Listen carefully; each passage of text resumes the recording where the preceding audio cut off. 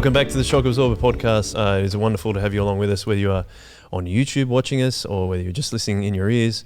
It's a special podcast this week. I've got regular co-host Tim. Hello, Tim. G'day, Joel. It's great to have you on. You've got a beanie and a noisy jacket. Yeah. I'm trying to make as much noise as I possibly can just to muck with Eck. They always look exceptionally warm, those jackets, though. They are. I don't have one. Yeah. There's some magic about them that keep you really warm. Magic in I think they're in built the with magic. Yeah. Built with magic. Yeah, like there's genuinely magic inside. Goodness. They're so cheap.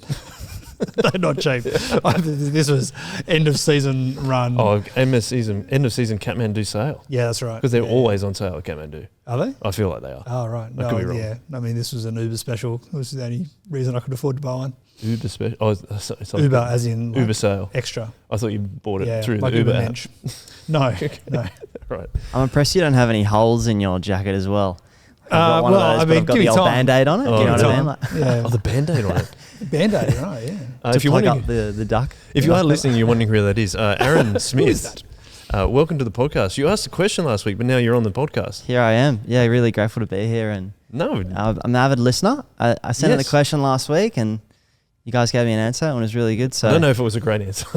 No, it was good that you were open to answering it. And yeah, I messaged you a couple of months ago and wanted to kind of create a partnership with you and just love the podcast. There's just so much good stuff that you guys are creating about ministry philosophy, about how to do church, just really helpful resources for someone like myself at Bible College or people in ministry. So just want to honour you both and say thanks. Thanks for having me on and thanks for producing like amazing quality content. Oh, that's Even though I know as a podcaster myself, I know sometimes it's like, who's listening? What impact is this having? Just know that, it's been really helpful for me. So thanks. Thanks, man. That's really kind. We could probably end it here. That's it. Thank you for watching. We're going to finish with a one-way. That was really good. Thank you very much, mate. No worries.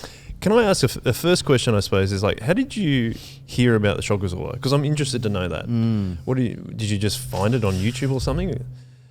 I tell you what, Dave Lovell came on the podcast to talk about Christian surfers. Yep. Because Christian surfers is something that I've been a part of. I haven't been a part of it recently, but I was growing up as a grown and a couple of years out of high school as a leader and speaker, stuff like that. So he messaged a mate of mine and myself actually just to say, just was on this podcast and talking about CS and other stuff, and that's how I first heard about it. And then the second time was at Bible College at SMBC, Sydney Missionary Bible College. There was someone there who was talking about your church and ministry philosophy, and I had questions about how to go about things, and he just said, have a listen to this. And that's the second time I got into it.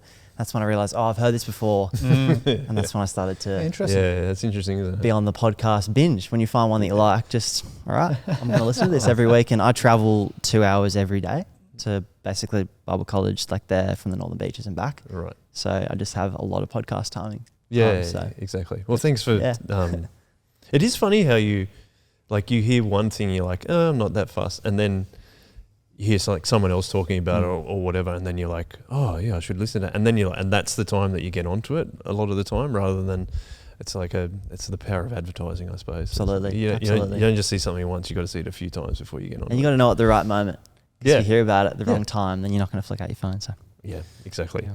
Well, like I said, I didn't expect you to speak so highly of us. So really appreciate that. I wasn't paid to say that. Yeah, that's right. But you also said you're a podcaster yourself. What's your podcast? Tell us about that. And because I'm actually going to be on it after this, we're going to record an episode. Yeah, which should be fun and exciting. Yeah. What's it about? It's called Aspire, and it's based off Paul saying it, Timothy, whoever aspires to be an overseer aspires a noble task. And basically I created it with a mentor of mine a couple of years ago, just to encourage more young people and all types of people really to consider paid gospel ministry or vocational ministry, however you want to call it. Something I was talking about with my mentor is that just a lot of people are seeming to aspire to that anymore, or enrollments have dropped in colleges and there are lots of gaps in our churches. So wanted to just start having conversations with people that I were interested in having, as in how did you get into ministry? What were the challenges you faced in getting into ministry? What are the challenges you're facing right now? And so I thought I'll just have people on and ask people their stories and get to have those conversations myself, but then let other people listen. Yeah, cool. So do it with Paddy, who's from the EU, and also Sylv, who is also at Bible College with me. Yeah, so a little co-host. And you go to SMBC as well, right? Yeah. Yeah, and did you just finish it? Is it a semester? Is that what we call it? Finish a semester. You must Done be and dusted. stoked. I'm feeling good. How much time you got off until it starts again?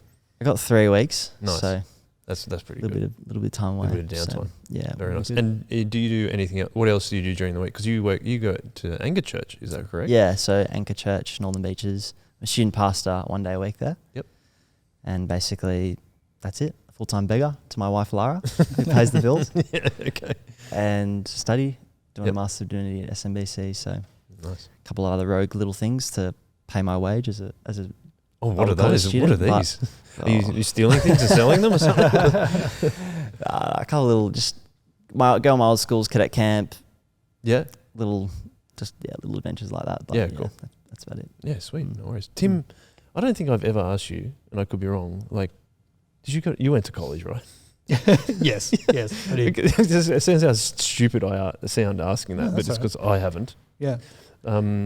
Similar experience to going to Bible college. You think that enrollments are dropping and stuff like that? Oh, I don't know about numbers. But yeah, I mean, I'm not surprised in one sense in that, I think, I know from YouthWorks College, again, it's not my responsibility to know exact numbers, so I couldn't pull them out of my top of my head for you, but we have waves up and down. My second year crew at the moment it was a fairly low intake. This current year's first year was a bigger intake. What kind of numbers would that be, though?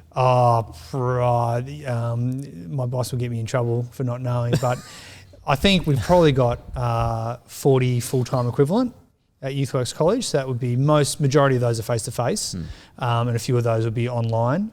There are a few people, particularly online, we get people just doing one subject. They're just kind of slowly knocking over something. So they're usually not vocational workers, but people who are just doing a couple of subjects to be well-equipped lay people. So we do a lot of that. But yeah, full-time they're at YouthWorks College largely because they are thinking about vocational children's and youth ministry. That's our specialty. And so, yeah, it's encouraging to have quite a number. But yeah, my second year intergenerational class has 9 in it. So yeah, which is not all, but much of second year. Yeah, okay. Yeah. And you, speaking of intergenerational, Speaking of such you went to an segue. You went to an intergenerational conference in a different country. I did, yes. I was not here last week. Yes. I was out of the country. I was down in Nashville, Tennessee, and at a conference called Intergenerate. And it is convened by Holly Allen, who was one of the co-authors of pretty much the textbook on intergenerational ministry, which is called Intergenerational Christian Formation. So that was written in 2012, and at the conference they launched the second edition of that book. So they've just updated it, pulled another author in, Corey Seibel, who I know from a few different intergenerational things. So yeah, it's great. There was probably about 150 people at the conference, all from very diverse denominational, theological backgrounds, and all there because in their own space they want to think about how to do intergenerational ministry well. So yeah, there's probably 6 of us from Australia, which was great. The rest from US, few from Canada. I met one guy from the UK, there may have been more.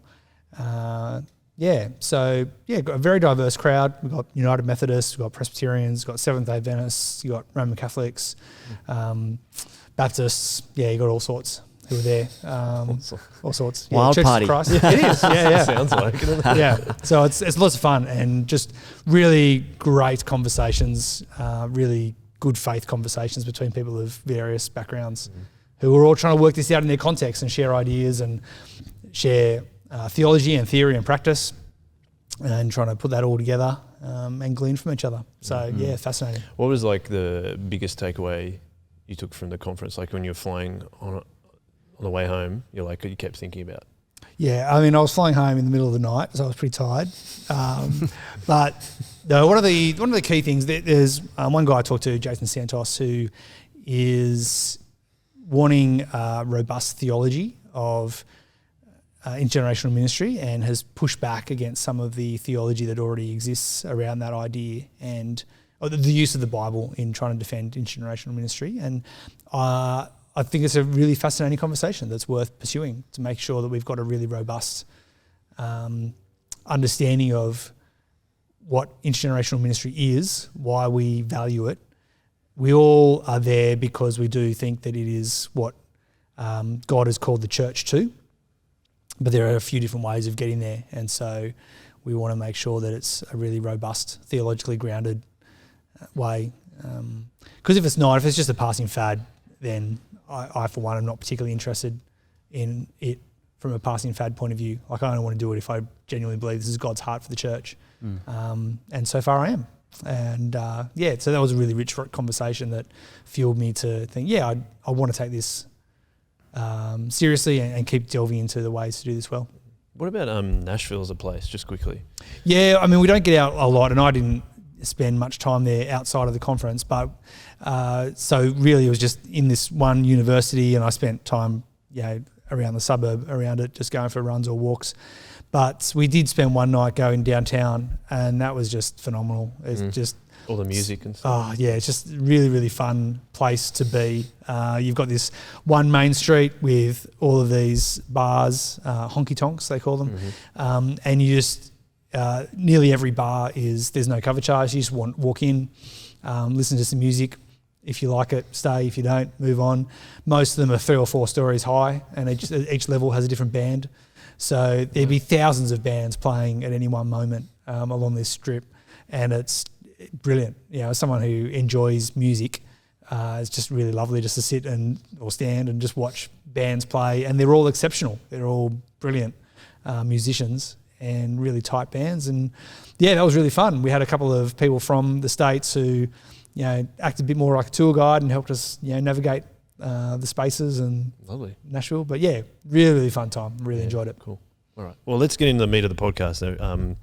Aaron, as you talked about with Aspire, podcast is about getting involved in ministry, and it's something we can probably talk about today, is that how we kind of got involved in ministry and things like ministry opportunities.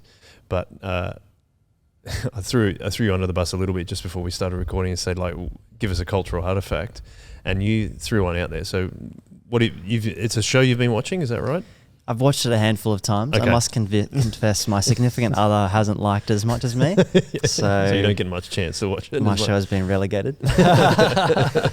But it was this show, I think it's called Alone, and it's basically where a bunch of contestants are chucked to be by themselves in part of Australian bushland and just to survive by themselves for as long as they possibly can.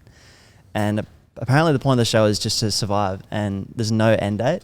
So it's just whoever lasts as longest without saying they want to leave is the one who'll win $500,000 or something. Yeah, right. And there's just a sense of paranoia of, is anyone going to come?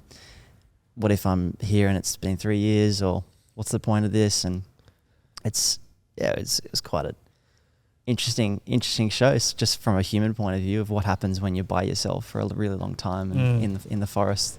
Yeah, I struggle to even be alone in my house for one night, let alone being chucked in somewhere where I can't see anything and all that kind of thing. Is there something you'd be happy to be chucked in bushland? I do really like camping and four-wheel driving, that sort of thing. Yeah, but right. Just this idea of just perpetually being somewhere not knowing where the end date is. Yeah. I think that's the thing that I'm not sure if I could do that. That's wild. What's the gnarliest thing you've seen on Alone that you've watched?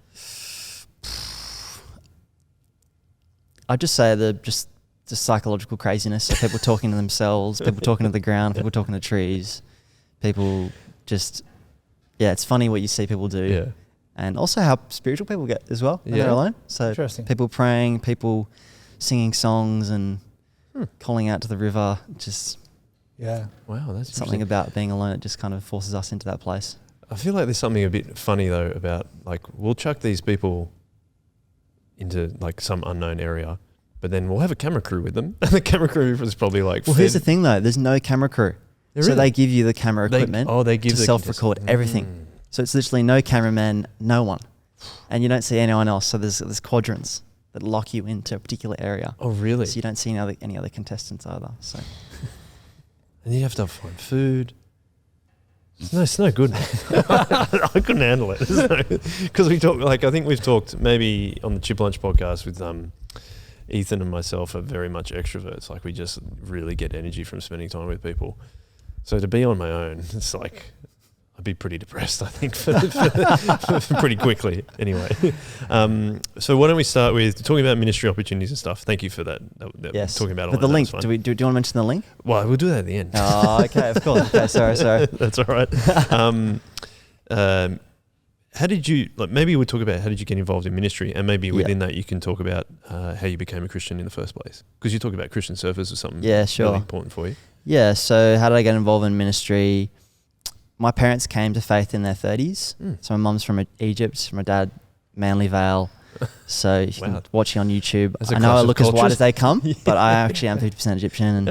And my dad actually came to faith when he was 30, after he was just traveling around the world looking for meaning, try different loopy drugs, try different religions. Wow. And it wasn't actually till he came back to the beaches and someone explained to him on North Narrabeen Beach the gospel for the first time, and he just became a Christian. And time broke up with my mum, sadly, but she came to faith a couple of years later. They got married, and so I grew up in church in Manly, St. Matt's Anglican Church, very faithful Bible teaching church, and I was around church for a lot, but similar to a lot of, I guess, kids who've been around church, it wasn't until back into high school, probably 16, 17, when it started to click that God was a real person, not just an idea, but he was a person that I could know and relate to, and that his grace was being extended to me. And that was kind of a season of coming to faith. And then similarly in that season of just really, I guess, coming alive my faith towards year 12, just praying about the future and praying about what's next and what do you want me to do. Just felt a real sense of internal call and a sense of the Spirit leading me into firstly go overseas, to go to Africa. So I felt just led just to get out of Australia and get out of my little bubble of the Northern Beaches. Yep. But also to, in some sense, be involved in preaching or ministry of some kind. And I remember saying to my pastor one day after church on a Sunday, I said to him, I feel like I should go to Bible college. And he was like, all right, let's talk about that. Let's sort that out for you. Yeah. So it was just the start of a journey of asking questions and talking to people. And I was a young punk and still am a young punk, but realised I needed to probably experience life a little bit. So I went over to Africa, did a commerce philosophy degree at uni. Where in Africa? Zimbabwe, Uganda, Ethiopia. Wow. So sick. I shaved my head, full monk. I was like, Lord, just giving up my Northern Beaches surfy thing. Just go experience different culture. So it was very similar really to your dad, actually. yeah, I guess so. I haven't really thought about that, but just was helpful to kind of get out of my neck of the woods and think about what was next. So I did those sort of things, and then was dating back into my university degree. I was working and dating my now wife, and we would dated for a couple of years, and then got married. And then she said, "Okay, it's time to go to Bible college now." I was thinking, "Oh, you sure you don't want to work a bit more?" And she was like, "No, now's the time." So ever since then, very very kindly, she's been supporting me and at Anchor, Northern Beaches. Yeah. So how did you get involved in being student pastor at Anchor? Yeah. So grew up at St. Matt's, loved St. Matt's, was really formative for my upbringing and everything and discipleship. But then we heard about Anchor planning a church in the Northern Beaches. We were really interested in church planning because we just had heard about how it's really effective at reaching new people and new generations and all this. So we heard Anchor talk about they were planning in the southwest of Sydney, and we just thought, no way, because we're very insular people. Like, it's a long way from like Manly. the sharp people are in some ways, right? No, just kidding. You're right. That is like the Southern Shore. And we just have our little next to the world. We don't want to get out. But then we heard that they were planting the beaches. We just thought it would offer some opportunity to experience what it'd be like to do a church plant and be on a core team in an area that we were really familiar with and culture that we knew, because my wife grew up in Freshwater. She didn't become a Christian. She didn't grow up in the church or anything like that. So she became a Christian later at university. So we just thought be a different context and cool missional opportunity to have a go at something new, and we got blessing from our old church and everything. Everything's okay. So yeah, that's good. Yeah. What do you think is the biggest thing that you've really enjoyed, like starting to enter into ministry, and also the thing that surprised you? I reckon that'd be a cool thing for you to tell us what you think. Because I reckon as we get to talk about our ministry journeys, it'd be interesting to compare those things. Well, I'm very, very early on in my journey. I'm only second year Bible college student pastor 1 day a week, so I'm very much just dipping my toes in. It's awesome, amazing privilege to be set aside at least 1 day a week for me, just to be committed to gospel work, gospel proclamation, prayer, people, meals. Isn't that just an amazing gift? So I think I've just been just really grateful and thankful for that, and knew that was going to be cool, but I'm like, God, this is really cool. Yeah. We're actually set aside to the word and prayer and people. That's just awesome. So that's been great. And I've just loved getting to know the people in the church plant and seeing people come along who aren't people who've grown up in church or are churchy in any way. Yeah. Just the whole churchy thing is just new to them. And so it's been cool to create a space where they can feel welcome and see people who haven't come to church in a long time come back. That's been a real highlight. And seeing church planting works, like people actually come along who don't usually go to church. So that's probably been one of the great things. Surprise? I think I knew that everyone told me very helpfully that ministry is hard. It's not for the faint-hearted, and need to be prepared for the ups and downs. And so it's been good to just personally experience just the normal hardships. So there's nothing crazy, but just the blessing of ministry I feel is people, but then also the hardships of people too. And so probably stuff to do with myself as well, as I'm doing ministry, learning stuff about myself, my own weaknesses, my own flaws, my own ways I need to grow in character and in holiness. And it's definitely, just that boiling pot of dealing with such weighty spiritual matters, and yet at the same time as well, it's that tension of it's really important, but also people are people and they've got their lives and their situations and they're busy, and so kind of really unclear answer for that second one, but no, I think, do you know what I mean? I'm like, are you still talking out loud? So tell me if no, talking out loud is usually a good way to talk. Spelling it out loud. Yeah, I know what you're saying, but like, I feel what I hear you saying is that like it's really really good and really fun, also really hard, and the tension between like if you're really trying to love people, but they have their own lives, but then it's like you're a pastor, like yes, you should. This is what you should do as a Christian. You should. I should be able to help you with this, but then people like maybe don't respond to that as well sometimes, and you're like, but this is what you should do, but then you've got to be careful doing that yourself. Yeah, because you're just as sinful as them, but you're being set aside, like you're saying. Yes. So you're trying to guide someone or a number of people. Yes. And they often don't respond to that, and you're like, oh, but that's. I feel like that's what the tension you're describing. Yeah, people are busy, and life is hard as it is, and. For everyone. For everyone, and importance of empathy, and as well being very young and fresh. That is also an interesting dynamic as well. When you're leading people older than myself, that's something I'm learning how to do with you, like how to be humble and how to take it on the chin sometimes. And someone doesn't listen to you, that's all right. That's a part of it, and so that's something as well. Just the patience of wanting to be 10 steps ahead in my ministry journey when I'm actually at step 1, and that's like just learning to be okay with it. And even though I'd love to be, 50 years old, I said to some people at my gospel community, like a Bible study last night, I wish I was just 60 and just with grey hair and just stay 60. I kind of regretted it after I said that. Like, no, I actually don't think that, do I? But, yeah, that's cool. Tim, let's talk about your ministry journey. Yep. Because I think we asked you a while ago about children's ministry. And that's what you've been a big part of for a long time. But how did you get involved in ministry to begin with? It was a Guy Mere, wasn't it? Yeah, well, yes, it was a Guy Mere. I was from year 9 onwards, I was helping be a junior leader in children's ministry. So I did that for a long time. But also at school, we had a Christian group at school that was kind of over. There was a staff member who oversaw it, but they were very keen on it being student-led and not them leading it. So he sort of helped coach me into leadership there, which was lovely, and taught me a lot of things about writing talks and delivering talks and communicating the gospel. And so I always found that really enjoyable. and had a lot of fun doing that. Had a great team, great friends around that who we would do it together. There was probably about 3 or 4 of us in my peer group that we just kind of took that on and ran with it, and really enjoyed running that lunchtime group. And so that gave me a passion for ministry, and I left high school knowing that ministry was what I really wanted to do in some form. And then I was youth leading as well at church. So I was youth leading and children's ministry leading right through university.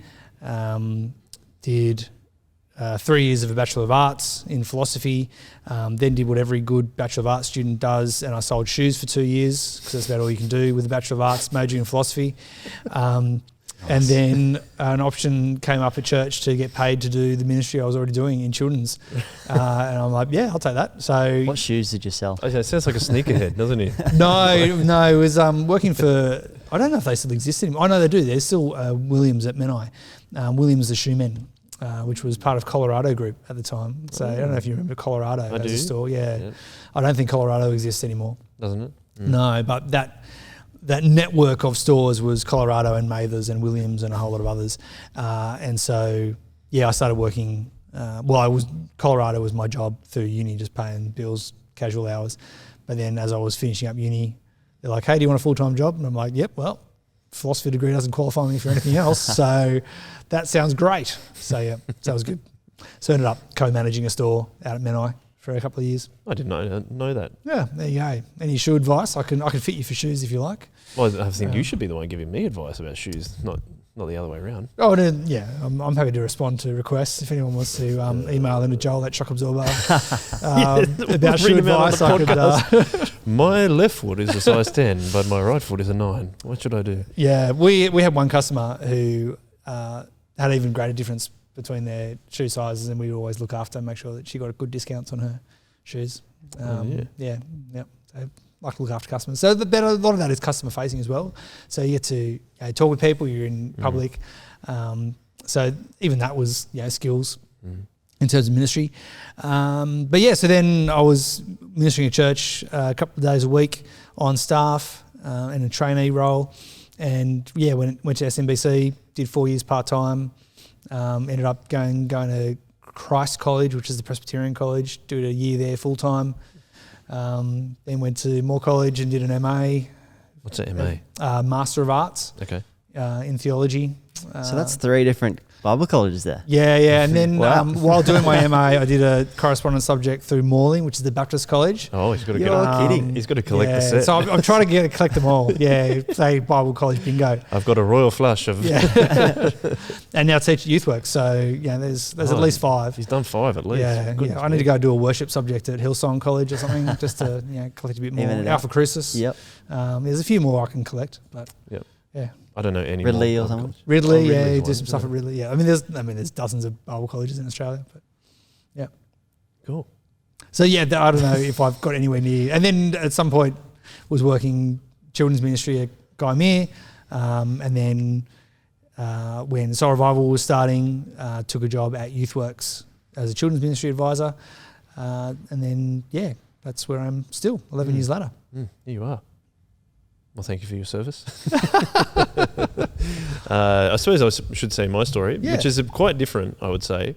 I know that, like, Aaron, part of your podcast is talking about, like, the conversation is looking at different ways of doing ministry rather than the regular way of just go full-time to Bible college and then get a full-time job. Like, because I only work here at Soul Revival 1 day a week as digital pastor. And it really only came out of me being at Braden, our student pastor. It was at his wedding, and I was talking to Stu, and I said, man, you need to do a podcast. And I'd always wanted to start a podcast for years. I said, you need to do a podcast. We need to do a podcast about Shock Absorber. We need to do a podcast about intergenerational ministry and the ideas about how, like, that inform the way that we do church. And I'd talked to him about it before, but then he was like, oh, all right. Like, it was kind of like he was very, circumspect. And so we did that I think we started that at the end of 2019, and then we just wanted to start with telling the story of Soul Revival and what informed the ministry and how it came to be where we are today. And then I think Stu, I can't put words in Stu's mouth, but it seemed like he was enjoying it, and so we decided to talk about how we planted Soul Revival Church. And then there was a bit of a break then when my third child was born. But then after that, we've just been kind of building up. And I think at some point he's like, oh, it'd be cool to get you on staff. And then, I don't know, I think I was praying about it or something. And then I said to Stu, like, yeah, I'm ready to go whenever you want to go, whenever you want to do that. And then we talked about it, and he talked about it with our wardens, and I felt like there was I can't, that's my computer. I apologise for that. He was just like, yeah, let's see if we can do it and open up the position. I applied for it, and here I am. Really, but it's interesting. Like, we talk about hearing your stories, like Aaron and Tim, hearing your stories, and it's almost like God, whatever He puts you through, He prepares you for what's coming next to a certain degree. Like, and there was perfect timing for COVID. COVID's not perfect timing, but for me in my role, it was perfect, because we originally started, like, we learned how to put all our sermons up as podcasts. So we went with a rather lofty goal of, we had 6 gatherings at the time, and when COVID hit and everyone was locked down, couldn't go to church, we just said, I wasn't part of the conversation. I started a little bit after that, but it was like, we're going to do 6 gatherings no matter what. To basically, that's how we do church. So we're going to do that online. And so I learnt basically I'd already done a little bit with what we'd done with the shock absorber. Then I was just cutting and editing all the audio that Ethan was filming and putting it up as podcasts. And so that was really cool. But then the real tipping point, I think, for me was the second lockdown, when we decided to shake it all up and do it almost like a podcast format for online church. And that was when I was so thankful and lucky to have that, because, you know, with COVID and lockdowns, you weren't able to see people very much. And like I said, being an extrovert, I was finding it pretty difficult sometimes, because I was also working from home, also my wife is a school teacher, but she was on supervision for the kids that couldn't stay at home. So she was going to work. So I had my 2 eldest kids with me. So I was doing school with them and being stuck at home doing work. And to be able to come here on Fridays was amazing. And like, we just record 4 podcasts and it's a really like fundamental, monumental time of my life, because just to be able to, I mean, we could only do it as a small team, but with what we did with Braden and Ethan and everyone else on staff was just amazing. It was so enjoyable. And we had such a great time doing it. And then out of that, once the lockdown stopped, we still do the 2 podcasts, Shock Absorber, which we're doing right now, and Chip Lunch. But all the stuff that we learnt from that, and be able to bring a couple of people on board, Eck, our producer, who just edits like a madman really quickly. It gets done really quickly. But it's the same with Ethan. Like, Ethan was, when we were doing the digital gatherings, the second lockdown, he was spending like 4 or 5 hours editing those to make them really, really polished. And I don't know. I think we just were able to do, thanks for what God was like presenting us for us, and the culture that we have at church is to be able to experiment. Thanks to Stu and the other leaders being wanting to do that. And it was a really, really great experience for me. So I'm still here 1 day a week, learning lots of stuff. We do the podcast. I'm the pastor of our communications team. So we're trying to build some teams on that now, which is just going really fun and going really well, because as we said, we always like to do ministry as a team, not as individuals. And it's been. I was thinking about my question that I asked you, Aaron, about like what's been the best thing. I probably talked about that. But what's the most surprising the most is just, I really like only coming on Fridays, but being part of a team that is trying really hard to be godly and focusing on trying to build His kingdom presents like such a different atmosphere, because I've always worked in secular space. And to work in that, it's just a different atmosphere of just like, there's a lot of love going on, really taking care of each other. And then like, you can see, from my perspective, you can see God working in the team, but also in our ministries. And that's something like I probably wasn't aware of prior to that. Going back a little bit, like I did youth ministry, and that was really formative for me, I think, as a person, and how it made me better at lots of other things outside of church. But yeah, to be on staff and hear like God working through so many different avenues in church, it's like, sometimes you doubt and you're like, no, 100% God is real. Like that's the perspective it gives me is, yeah, God is real and God is working in my life, these people's lives on staff, and also everyone else in the church. Like I think that's the most surprising, but also one of the best things to see come out of that. So, yeah. I love that title you've got of digital pastor, and thank you for sharing that by all the way. No, that's all right. Would love to hear though, for you as a digital pastor, I don't know many digital pastors. What do you? what are your kind of hopes and aspirations for your job moving forward? And that's an interesting question.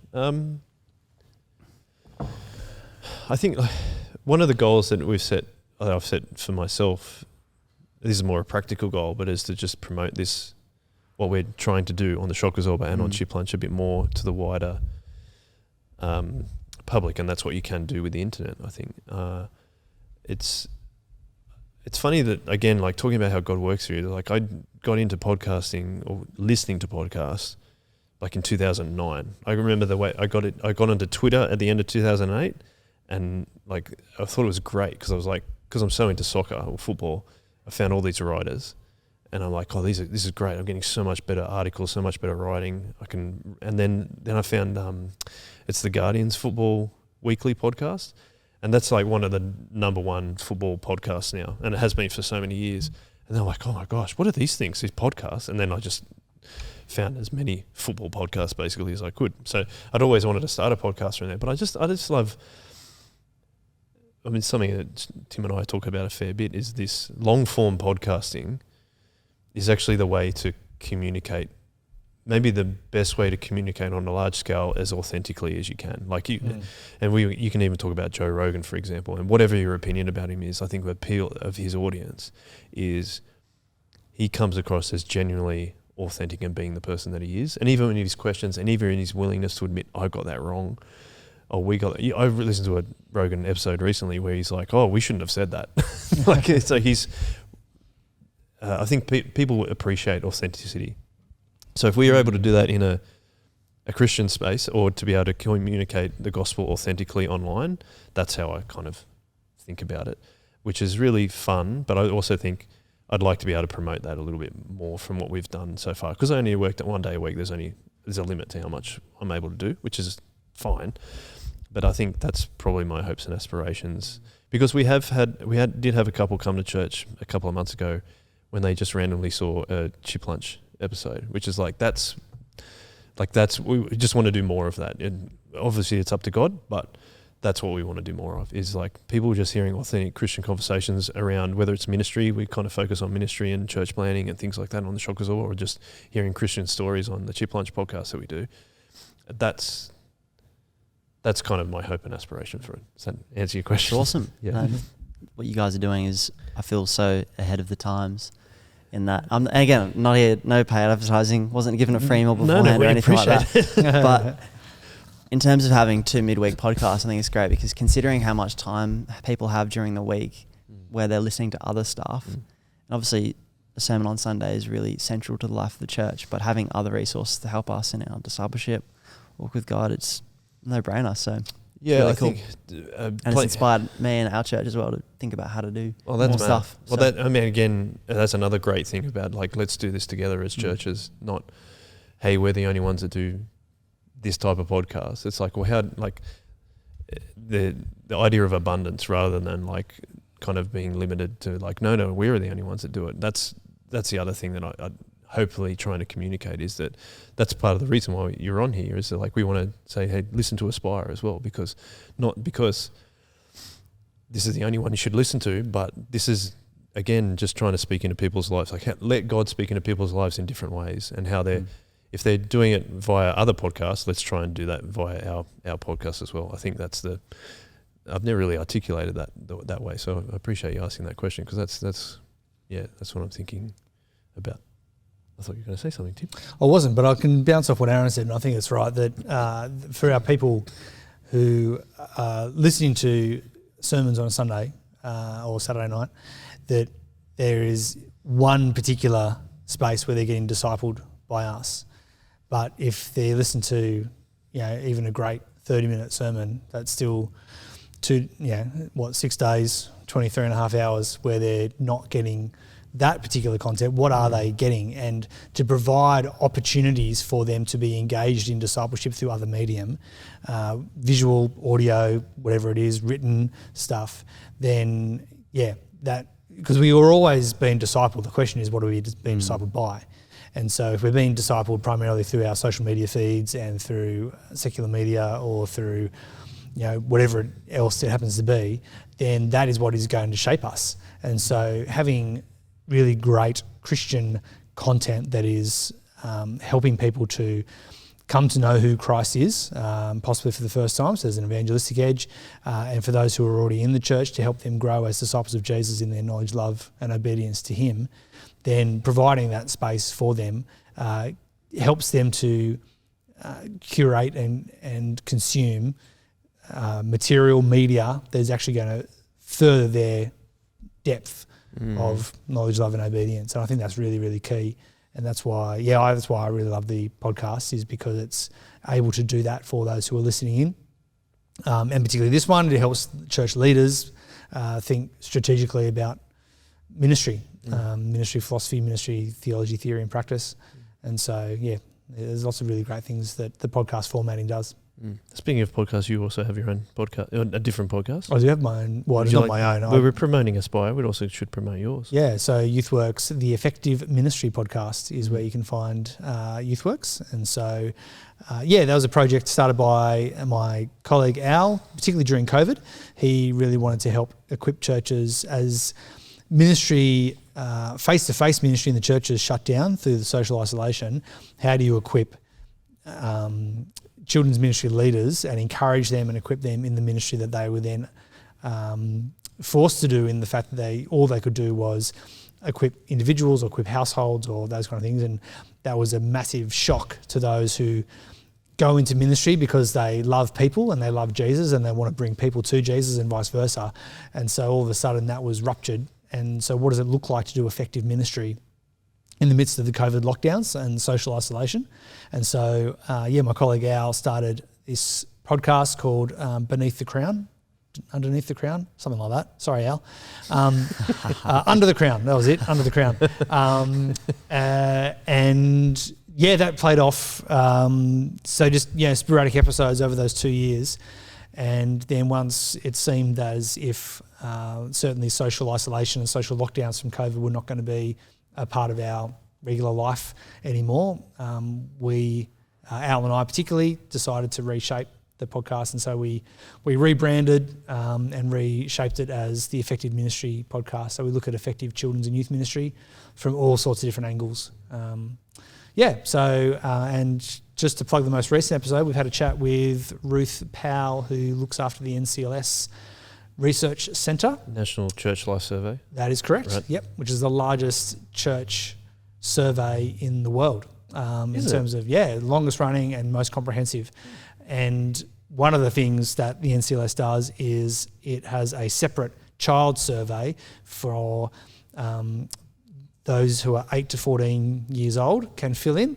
And so it's great hearing from kids about their perception of Jesus, about faith, about who is an influence in their life. And so I have a half-hour conversation with Ruth and we talk through that. So it was really fun. So that's just been released this week. Oh, check that out. Effective Ministry Podcast. That's it. Cool. I had a question for you, Aaron. You're talking about looking at different pathways of getting into ministry. I feel like after hearing your story, yours is probably the most usual way of getting into ministry, which is funny. Yeah. But the reason I asked that though is like listening to my story, Tim's story. Have you had any other interesting stories about how people have gone into ministry? Or what's the one that struck you the most? Yeah, it's a great question. We've had a whole diversity of people, and which is, I think that's one of the big overall impressions I've gotten as I've interviewed people, that everyone's story is so different. And I'll get to one story in particular, but just the diversity of, as you said, some part-time, some full-time, different types of ministry, different arrangements, and just different parts of the journey. And it's been I didn't plan to have a particular agenda with what I was going to talk about when I was interviewing people, but it's just something that's come about as I've interviewed people, just to show that you don't have to be a particular type of person or have a particular roadmap to go to college or be set aside. Look, there's one person who actually I haven't interviewed, but I just want to share his story in terms of the impact of podcasting as well. Is that he from rural Western Australia, not a big town. I don't know off the top of my head what it is, but some town in WA, somewhere over there. It's in the biggest crazy state. town. Yeah, he was just local church there, younger sort of guy, and just really wanted to go deeper in terms of his walk with the Lord, and was, I don't know how he stumbled across us, but heard about podcast and started listening. And the start of this year, I met this guy and he introduced himself, and turns out he, like a spy, had played a part in him coming all the way over from WA to SMBC. That is awesome. And it just prompted him. He just started thinking about it and thought, That's cool. Yeah, that's cool. Actually, I think I could do that. And this guy wasn't necessarily thinking about it, wasn't necessarily on his radar. So keen to have him on formally, but it's kind of like an informal, I guess, testimony of the power of it. That's really cool. But there's other examples as well, people doing music ministry. That's been cool as well. Here there's different journeys for music ministers and creative people as well. People who want to do missionary work. Everyone is just so different. Yeah. It's such a beautiful and good thing, isn't No, it? that's right. I think it is an interesting thing to start thinking about, is that the different ways of getting into ministry. And it's not something that I've thought about too much, but the world is kind of changing, isn't it? Like, you even think about things like they talk about the gig economy, where some young people can't find enough work, so they'll become Uber drivers or delivery drivers or things like that. So it's interesting, like, it's almost like some people's careers are being sliced up now. You used to just do one thing, but then people got side hustles and they're trying to get a full-time job. But there's this other kind of, what do we call it, like a thought in society is like, you should work for yourself, you should find out ways to work for yourself. So I think that's what's interesting in, like, how does ministry play into that, and paid ministry, especially as you're talking about. Tim, do you mind if I ask you a question about ministry pathways? How important do you think ministry pathways are in terms of maybe not, I was going to say talent identification, but that's probably not the right word, is it? It's more like... Well, it's funny you say that, because it used to be, and maybe this is a bad thing, it used to be this thing of, who's the preacher guys, young guys to watch or something, and hopefully people are moving away from that now. Yeah, it's kind of like being a certain gender or being a certain phrase like that, but I see what you mean. And I feel like that maybe came out of there was very much that church planting movement come out of America with people like Mark Driscoll and Acts 29 and stuff like that. There was a fair bit of that, of like, we just got to find the go-getters kind of thing in ministry. But the reason I asked the question before, Tim, was how important do you think having a church is having ministry pathways to help people realize that they can do ministry, like something like Aaron was doing, but then also how can those people know that's also an option for them, do you think? Do you have any ideas around? Oh, that's a good question. Yeah, I think, certainly from a youth and children's ministry point of view, just getting people involved at the lay level of children's and youth ministry, and just actually getting as many people to contribute and participate in ministry as possible. And that often gives people a insight into what it means to prepare teaching, to pray with kids, to actually disciple, walk alongside, to pastor, to get to know teenagers through the ups and downs of life. And so there's a lot of pastoral elements of that. I suppose from an adult point of view would be community groups or Bible study groups would be a similar kind of thing. And so helping people to do that from quite a young age through, and then just be looking out for those who seem to resonate with that as a way of ministry. Often we limit ourselves. We've got a particular sort of a type A personality that we're sometimes looking for, that they can do all of these things, and I don't think that is necessarily, we want to be limited to those people. I mean, there's lots of different ways in which people can serve, different types of personalities that can serve in ministry in different ways. So we want people to be able to express their gifts in ministry, and then we do want to be looking out for those who might want to use those gifts vocationally. I think you're right in asking, how do we set before them a vision that this is something you could do vocationally, and maybe that's experiencing different or just being aware of lots of different types of churches, different churches in your network or your denomination or whatever it is, just to see that there's lots of opportunities available. Certainly for youth and children's ministry, we have more churches asking us for youth and children's ministers than we have people that we know of who are looking for jobs. So there are dozens and dozens of churches, even within the Sydney Anglican network, who have money, would love to pay someone to do children's and youth ministry, and do not have someone available. And so there is a demand there that we do not have the people for. And I think that also goes for adult ministry as well. I think that there are holes there. They have talked for the last number of years about declining people pursuing ordination through Moore College and other places. So maybe there's not a vision being put forward of what this looks like. There's been an alternate story as well, which is a good story, which is you can be faithful, and it's important to minister faithfully in your secular role and to actually be a faithful witness to Christ as a plumber or an insurance agent or as a lawyer or as a whatever it is. It's important, and I think that's right. We want to raise people up and say, yes, you're a faithful servant of Jesus in whatever sphere you find yourself in. But there is a need for those who can be set aside to pastor and to pastor well. And so pathways into that are important. But I think the best pathways are those that start, like Aaron said, where you have a minister who knows you, who have watched you, who was invested in you, who taps you on the shoulder and says, hey, I have watched you, I know you, I have walked alongside you for many years, and I believe that you're the sort of person that would actually, God could be using and raising up to do this.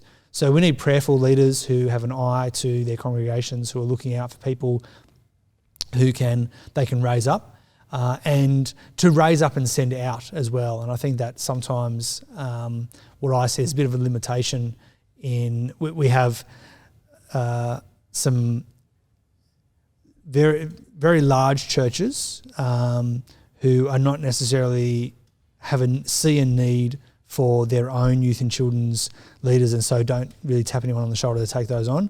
We have very, very small churches who don't really have anyone who is feeling equipped for vocational ministry, and they're the ones who are struggling and often asking, hey, please send us someone. It's the medium-sized churches that often will identify a gap. Hey, it'd be great if we could pay someone, and we're just big enough to raise someone up from within our midst. And so that's largely where we see people come to YouthWorks College for. What I would love to see is I'd love to see, particularly those larger churches, to say, hey, we've got 10 people here who would all do excellent ministry, and we're going to send them out knowing that we'll never get them back again. And just that sacrificial, we will lose 10 of our best people willingly, because that means that there's 10 other churches out there who will receive people who can be trained up for ministry. That would be awesome. And there are a couple of churches over the last 20, 30 years that I can point to and say, oh yeah, that church has been really significant. There's a whole cohort of people that you realise have all at some point walked through this church or this church, and you go, oh yeah, that church was obviously had their eye on the ball, and they were thinking, who can I raise up, send out? So that's really encouraging when we see that. And then being able to know what your different networks are. So whatever your denomination is, we'll have some sort of pathway into formal vocational training, some sort of ordination, whatever your denomination is in terms of how they set aside leaders. There is a clear pathway through the Anglican system. Like the Anglican has quite good, robust systems for doing that in a number of different ways. So that works quite well. And other denominations that I don't know as well, have those kind of systems as well. Yeah. I can tell you've thought a lot about it, in particular.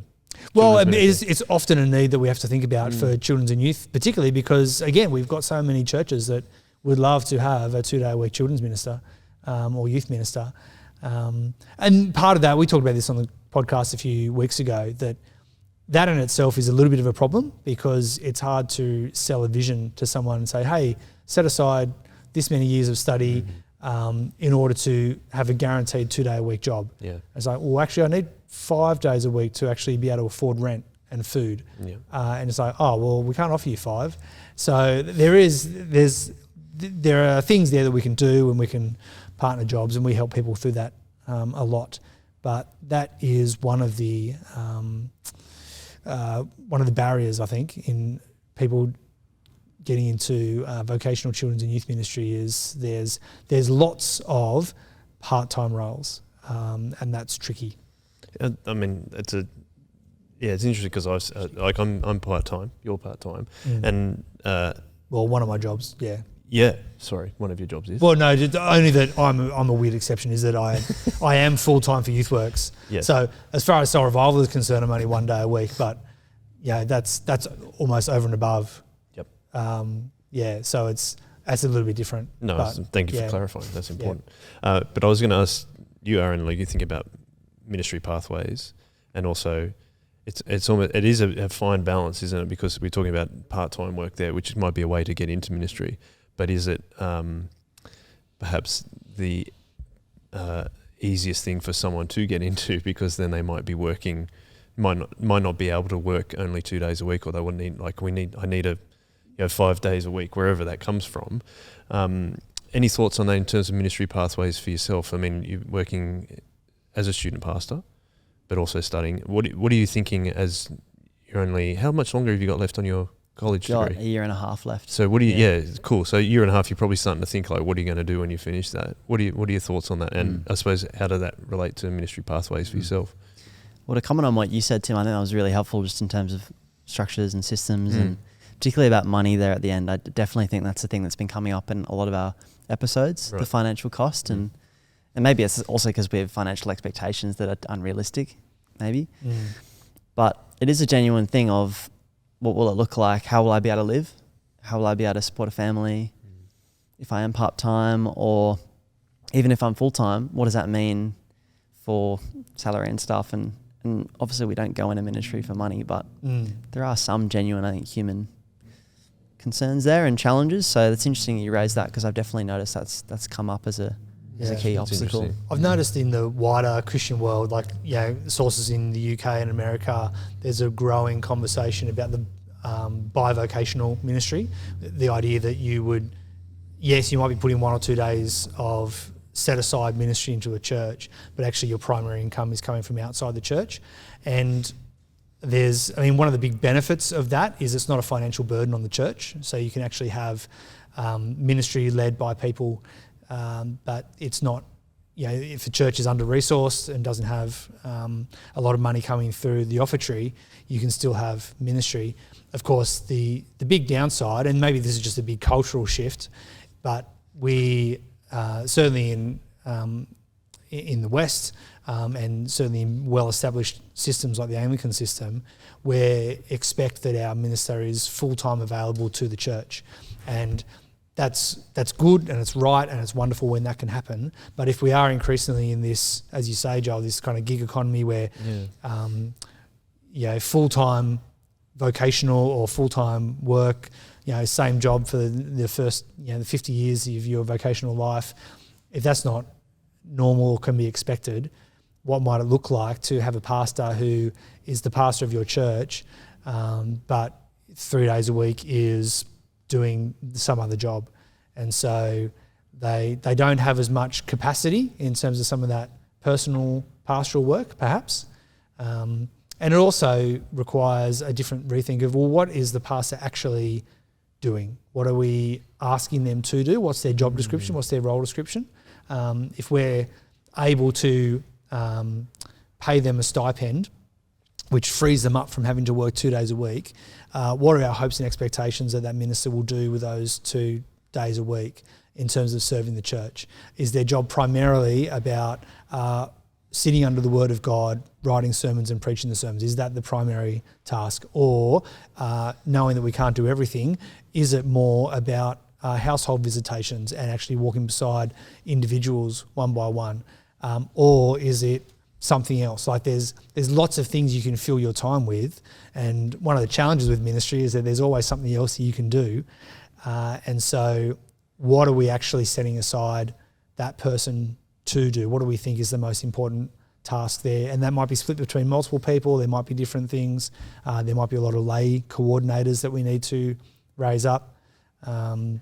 I mean, we as church, we have volunteer pastors, and we've got a whole team of volunteer pastors who are not paid by the church at any capacity, and yet they have a title of pastor within different gatherings and congregations where there are certain responsibilities of pastoral care or church leadership or preaching or leading services that they can do in recognising that they're not being set aside in any way monetarily to do ministry, but they're just serving out of the capacity they have. Yeah, I think that's an interesting way to start thinking about it, is that like, how do you give perhaps people, as something we talked about earlier, is how do you perhaps give people a taster for ministry before they actually decide to step out, whether it is going to college or you're able to take on some kind of paid ministry as well. And so at Anchor Church, Aaron, how does that work for people? Do you have certain ways that you'd like to encourage people to step into ministry? It's volunteer to begin with, but is there ways that you're kind of doing that? You would, I'm assuming you would have some kind of system or process. How, like, if someone new comes to church, maybe they became a Christian or they've come from another church, and you think they're ready to step in and do some kind of ministry role. Do you have what's your process for that? That's the question I'm asking. Well, we're only just at Anchor Northern Beaches. We're a family of churches, but we only just church planted 8 months ago. Right. So from the actual mother church plant, Anchor City. So at the moment, it's just been forming ministry teams, and we have this thing called gospel communities, which are like midweek Bible studies, kind of like a Bible study, but like a missional community and a Bible study. So, and those are spaces where we have volunteer gospel community leaders, and so there are spaces where people can be volunteering, I guess, or serving in church.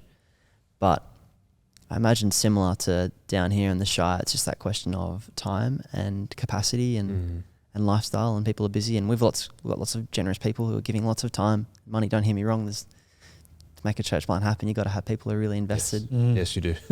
So, and we have that, absolutely. But it's really interesting, the model you guys have of having some people who are non-paid pastors, and I think that's really cool because people get an opportunity and they can still serve and use their gifts even though they're not quote unquote paid. And interesting as well what you mentioned about the bivocational model, on how growing up, at least I didn't hear that spoken about heaps. So well, that wasn't really on the cards. Yeah, well, that was a question I was going to ask, like after the things you were talking about, Tim. Is there a perception amongst local churches that the only way you can get into ministry is by going to college first, do you think? Oh, that's an interesting question. I think it's right and appropriate that those who are being set aside for ministry are theologically trained. So I think it's right and appropriate that you do equip people through theological education in order to be ministry in churches. Now, there's lots of different types of ministry, but certainly for those who have key responsibility, I think it's right that they are being trained in some way. And there's lots of there might be different pathways into that. There might be different courses that are appropriate at different ways.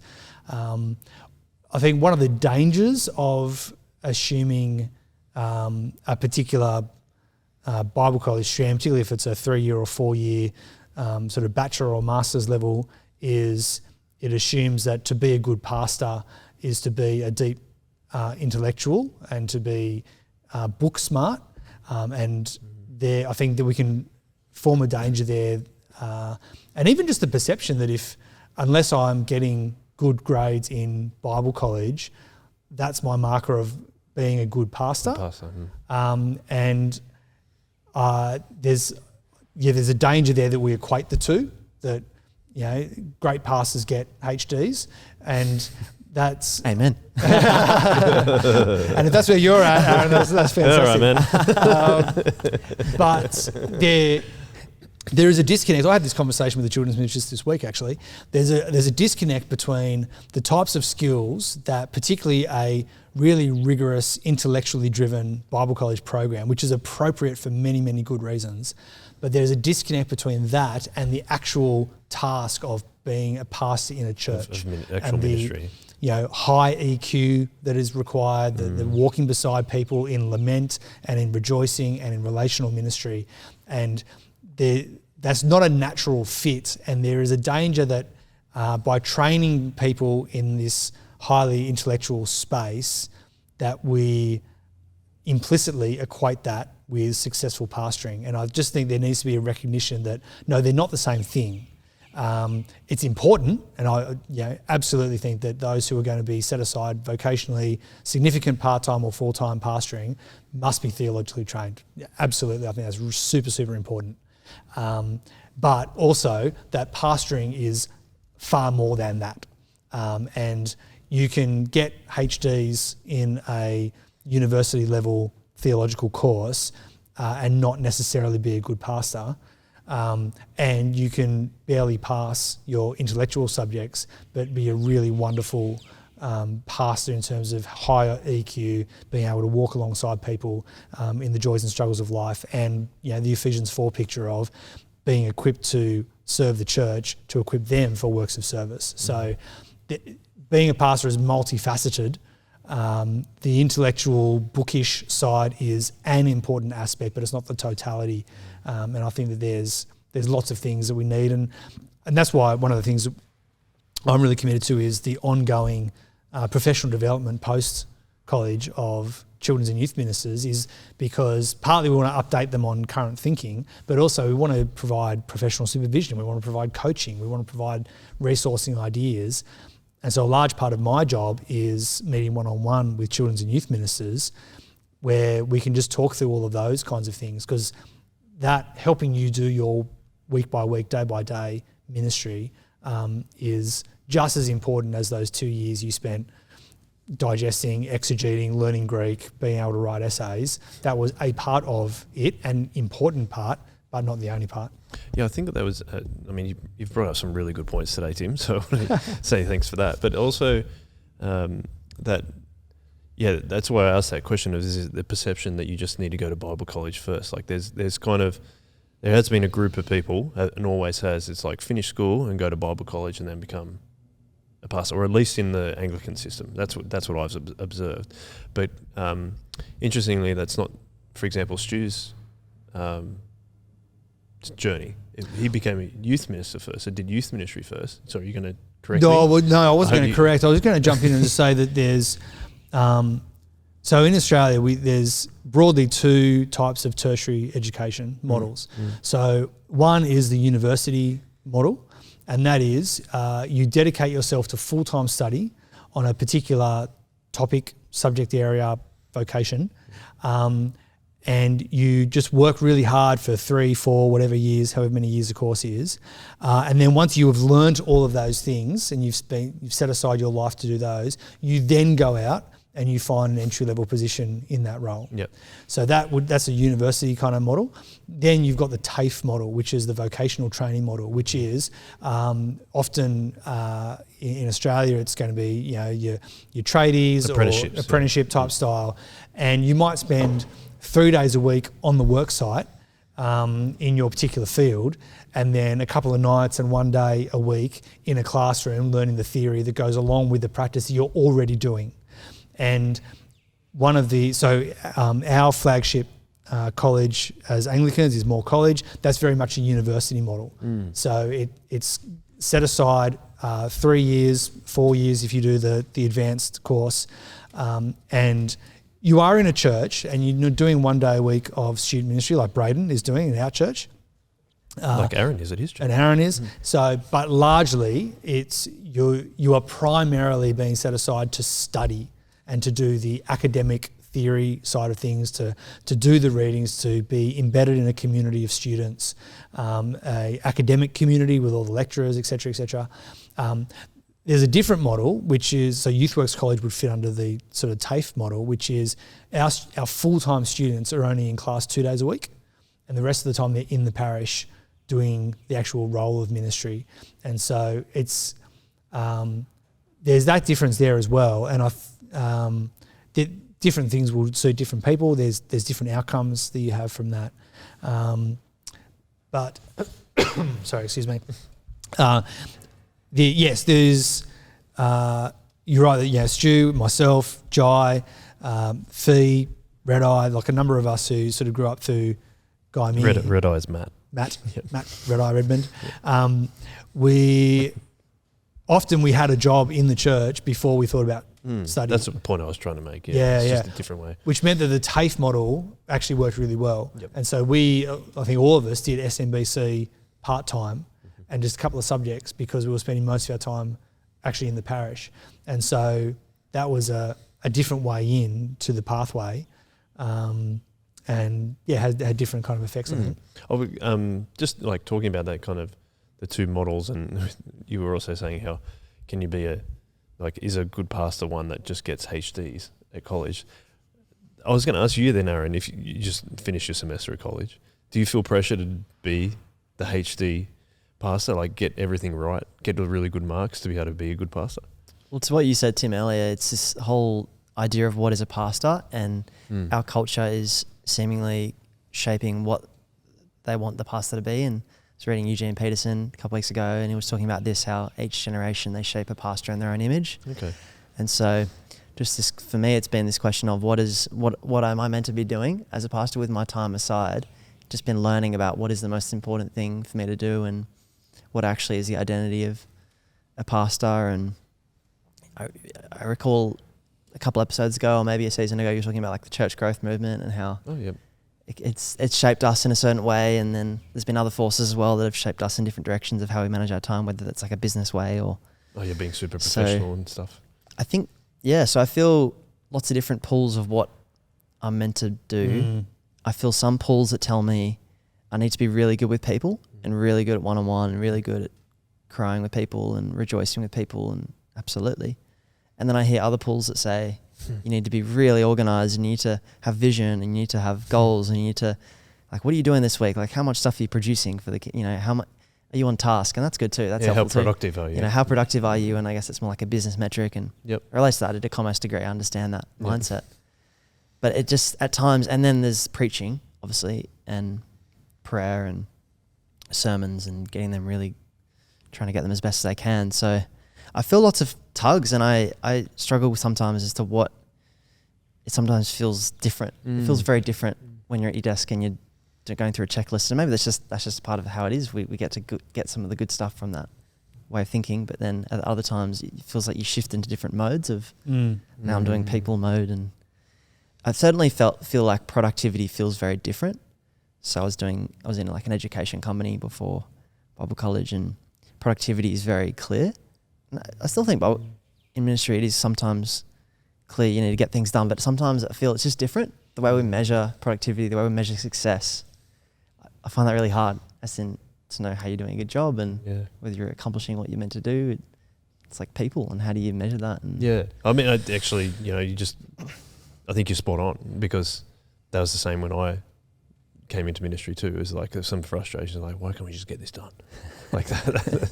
And sometimes you can't. And I also value that, like, you being honest about that, because I feel like there may be also a thing of, no, you're just a pastor, and then you're either productive or you just like it's interesting that what expectations a congregation will have of their pastors as well. It's like, well, some people might say we need this pastor to be like really close to us and walking side by side with us, whereas we need the pastor to be setting vision and sorting us out and all that kind of thing.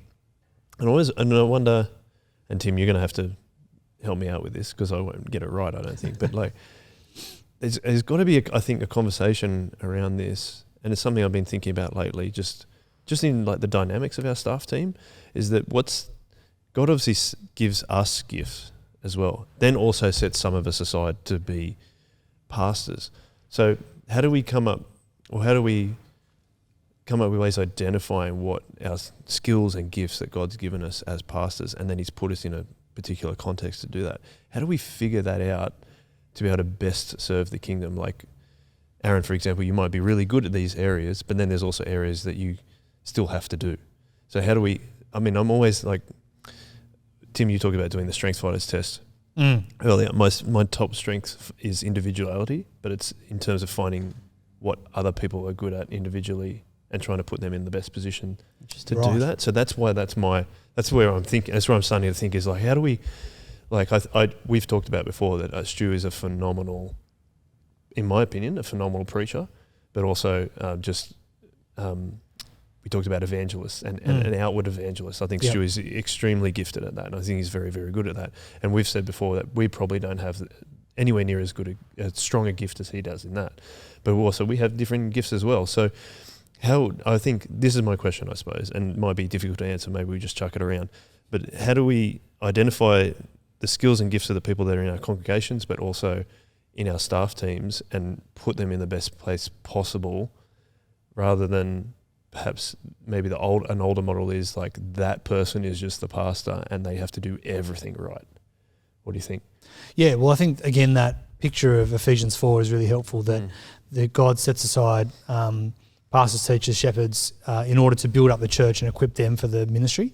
And so there's a really important part where the pastor is the servant of all and is seeking to be the equipper. And so interestingly, that strength that you have of the finding individuals and helping them to succeed in their particular gifts and skills, I think that has a lot of resonance with that Ephesians 4 picture of the leadership of the church are those who help build up others and equip them, because the goal is for all of us as a unity to build up into the maturity, which is the head, which is Christ. And so I think that's really significant. And unfortunately, we do have often in church cultures the idea that the pastor is the one who should be doing things, and there's a whole lot of false assumptions that fall into that. Part of it is I pay you, so I should get things from you that I want, like the idea, I put money in the plate, and so I want you to be doing this for me, and those kinds of things, which is the completely backwards way of seeing the role of pastor. I think that part of it, like knowing ourselves, and that can be a long-term process but things like, strength finders and things like, I had a coach a couple of years ago, he asked me to write out 5 stories for my ministry that just really make my heart sing. And then 5 stories for my ministry that felt like they crushed me. And then we sat down together with those 10 stories, and he said, all right, from these stories, let's work out, what do you particularly value in ministry? And so this was part of, there's a theological and a biblical ground for pastoring and for church ministry, which would be true of everyone because, it's overarching. And then there are each of our individual skills. And so part of this process for me was working out, what are the things that make my heart sing? What are the things that feel like they crush me? And what does that show about the things that I value in ministry? And so through that process, which is a multi-month coaching process, was to come up with a personal ministry philosophy. So it was a ministry philosophy that was about how God has personally equipped me to minister to the saints. And things like all these strength finder assessments and, Enneagrams or Myers-Briggs or any of these kind of things kind of help feed that, not to be tied to it, and in a way that says, well, I can't do that because God's equipped me like this way. We should always be willing to be a servant of all. But God has made the body to be a body. And so if God has made you to be a finger, stop trying to be a nose. But it also means that you desperately need all of the other people in there. And so you want to keep equipping yourself and the church with those who are unlike yourself. And because that is actually how good ministry is going to happen. I think I've kind of talked around. I'm not sure if I've answered your question precisely. No, that was kind of fascinating. I'm just wondering what your reaction to that is, Aaron, because you talked about filling all the different pools. And that's a really cool story about Tim saying about sharing those stories. Like that. Because I feel like that might be a way of helping you figure that stuff out as well. Like that's really cool. Like that. Yeah. We are actually running out of time because you and I need to record a podcast. I was just wondering, any final words that you want to say first before we kind of wrap it up? I just want to encourage you both of what you're doing here. And I know I keep going on about it, but it is really, really excellent. And I've been getting a lot from listening to your episodes and just been learning a lot personally as someone younger trying to wrestle with these ministry questions. So very grateful for the stuff you're producing. And what you said, Tim, just reminded me of kind of what has been coming up over and over, that it doesn't seem to be a cookie cutter kind of model or person. Yeah, I think so too, yeah. That seems to be like a key takeaway moving forward, that maybe in the past we were kind of cookie cutter, but maybe moving forward need to be more flexible, whether it's bivocational or Yep. the person and their gifting. And Yeah. so I think that's, and I feel like maybe stepping out a little bit, but like we're talking about, like God gave us gifts to not be cookie. He didn't make any of us like it. You know, the whole argument of like no person has the same DNA, right? Like, so God's made us like that. So yeah, how do we create it to be? It's not just the kind of that alpha personality that we talked about. God's putting us in you, Aaron, putting you in your particular context in all the beaches for a particular reason, and He's giving you certain gifts for that. It's the same with me. It's the same with Tim and Stu and everyone else here on staff here. And it's like, that's my, again, like I said, that's my always my thought is like, what's this person good at and how do we find it? I think that perhaps is a way to mitigate against that gig economy to a certain degree of this person's good at this. How can we get them involved in ministry? And maybe that's the way to approach it. I don't know. Final words, Tim? No. Well, you've had a lot of words though. So and actually, but I've been just taking notes here. Yeah, this is great. a lot of valuable points though. So Thanks, sorry, I John. didn't mean to embarrass you for that. But thank You you. didn't embarrass me. No, Excellent. I think you wrapped up really well. Okay, great. So did you. No. So thank you very much, Tim. Really appreciate it, Thanks, man. brother. Thank you very much. Thank you, Aaron, for coming on.